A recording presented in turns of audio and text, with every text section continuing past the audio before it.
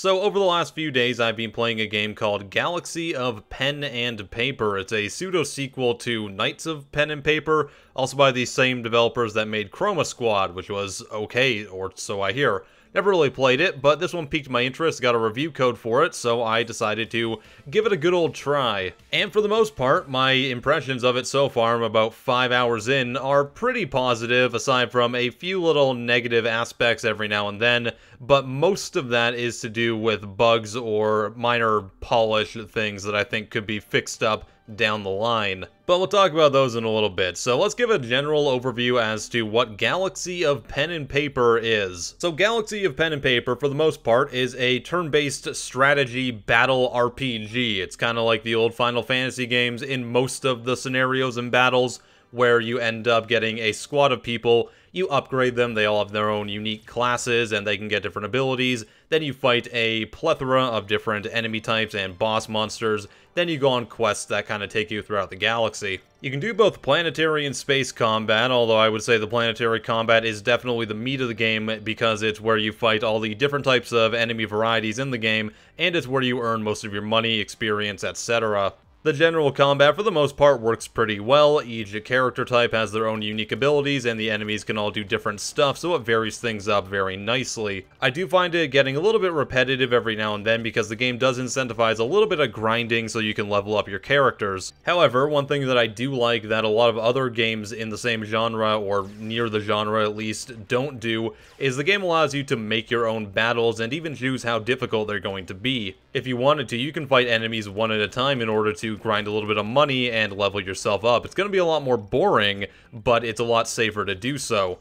However, the game does incentivize taking on more than one enemy and even taking on things that may be very difficult for you to do, because if you do that, you get things like more XP, more money, and you can even get special rewards. And that's really cool because the story mechanics in the game heavily emphasize that you're playing a game of, I guess, not Dungeons and Dragons, whatever their version of a sci-fi role-playing game is, so when you're playing it, you can kind of make it as difficult or as easy as you want to, and the game is kind of based around that, which is totally good because it reminds me of playing D&D for realsies, and I really like that. And like I said, the combat works pretty well. You can unlock different classes and abilities, you can mix and match those throughout the game, and aside from a few boss battles that go on a little bit too long for my liking, it works pretty good. That being said, the space battles are definitely the weakest part of the combat in Galaxy of Pen and Paper. The space combat, for the most part, is just two ships flying at each other, and you roll the dice to see how much power you have for that turn, then you use up all your power, doing things like firing at the enemy ship, or you can heal yourself and do a couple other little things. It's also worth noting that about 5 hours into the game, I've yet to fight a different type of ship in the game. It seems like I'm fighting the same model every time, it just gets progressively stronger and stronger. And for a game like Galaxy of Pen and Paper, that kind of disappoints me because I expected to see a bunch of references to other space vessels and stuff like that, but there really isn't any, which is very odd to me. But while there's a lack of references in the space combat, that doesn't stop the rest of the game from being full of them. They are everywhere. Every second line of dialogue, it seems, is a reference to something else, and for the most part, it pulls them off fantastically.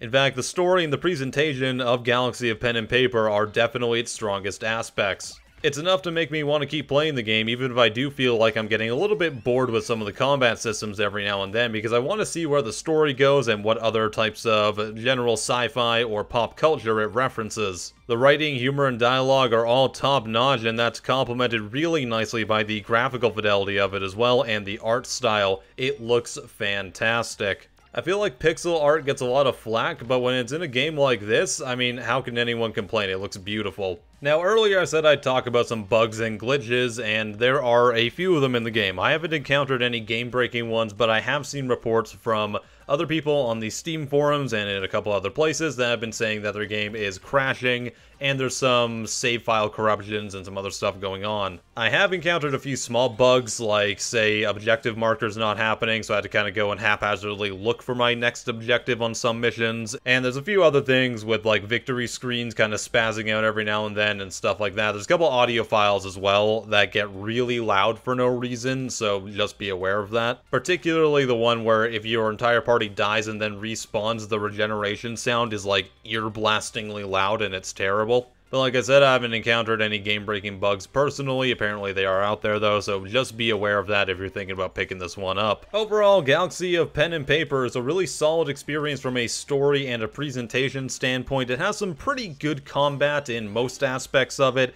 but it can get a little bit repetitive.